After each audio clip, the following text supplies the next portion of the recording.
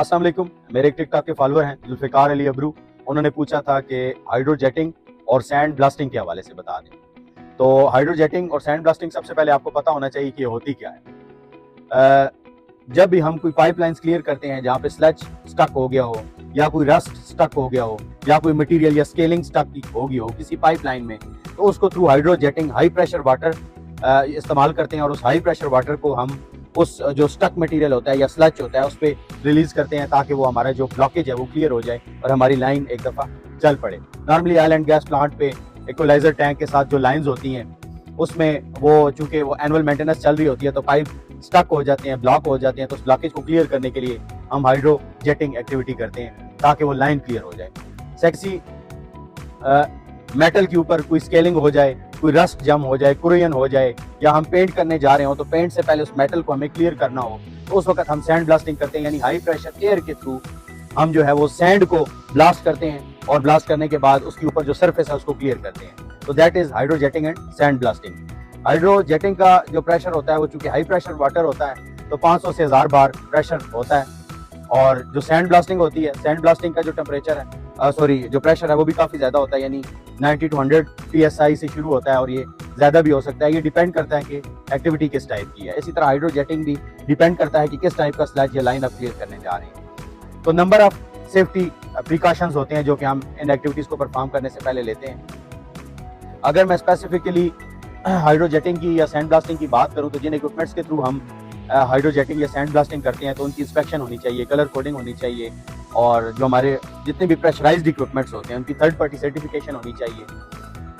Plus आप जो होजेज इस्तेमाल कर रहे हैं उनकी थर्ड पार्टी होनी चाहिए, प्रॉपर इंस्पेक्शन होनी चाहिए, ट्विस्ट कट बर्न्स नहीं होने चाहिए।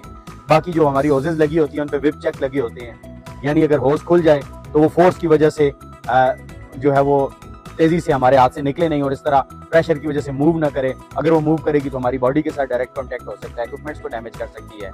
इसी तरह आप के डेडमैन स्विचेस होते हैं, जब आप उस इक्विपमेंट को इस्तेमाल कर रहे होते हैं तो डेडमैन स्विच के ऊपर से जो ही आपका हाथ उठता है तो वो इक्विपमेंट ऑपरेट नहीं होती है, तो वो डेडमैन स्विचेस बड़े इंपॉर्टेंट है। इसी तरह अगर आप हाइड्रोजेटिंग कर रहे हैं तो आपके ऊपर फुट पैडल्स होते हैं जिनके ऊपर आप पाँव रख के जो है वो इक्विपमेंट को इस्तेमाल करते हो। जो ही आपको कोई जर्क आता है, झटका लगता है, तो आपका पाँव उस पैडल के ऊपर से उठ जाता है, और जब उस पैडल के ऊपर से पाँव उठता है तो equipment automatically shut down mode में चली जाती है। इसी तरह आपके इमरजेंसी स्विचेस होते हैं। इन केस ऑफ इमरजेंसी, अगर कुछ इमरजेंसी हो गई है काम करते हुए तो इमरजेंसी स्विच दबाने से आपका पूरा सिस्टम शट डाउन फेज में चला जाता है।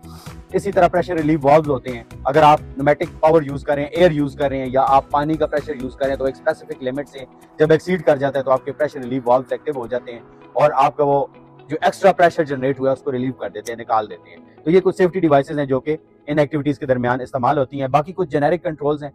जब भी हम सैंड ब्लास्टिंग करते हैं तो पीपीईज को हमें कंसिडर करना चाहिए, स्पेसिफिक पीपीईज का इस्तेमाल करना चाहिए। अगर मैं स्पेसिफिकली सैंड ब्लास्टिंग की बात करूं तो सैंड ब्लास्टिंग में आप हुड इस्तेमाल करते हैं जिसपे फ्रेश ऑक्सीजन या फ्रेश एयर सप्लाई हो रही होती है, क्योंकि सैंड बहुत ज्यादा उड़ती है तो एक सफोकेशन क्रिएट होती है। इसी तरह जब आप पाइपलाइंस में जाते हैं तो हाइड्रोजेटिंग परफॉर्म करते हैं तो वाटर प्रूफ आपके जो हैं वो सूट्स का इस्तेमाल किया जाता है, एंटीस्टैटिक बूट्स का इस्तेमाल किया जाता है, एंटीस्टैटिक कपड़ों का इस्तेमाल किया जाता है, पीपीईज का इस्तेमाल किया जाता है।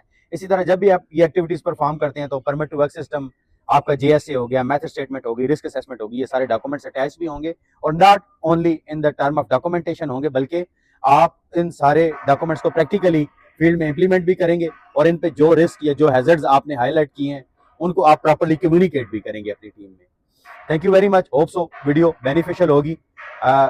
टिकटॉक पे भी मुझे ज्वाइन करें, यूट्यूब पे भी मुझे ज्वाइन करें, और व्हाट्सएप ग्रुप्स में भी आएँ, व्हाट्सएप चैनल्स में भी आएँ, ताकि हम ये सीखने का सिलसिला इसी तरह चलता रहे और इसी तरह सेफ्टी टॉपिक्स को हम डिस्कस करते रहें। Thank you very much.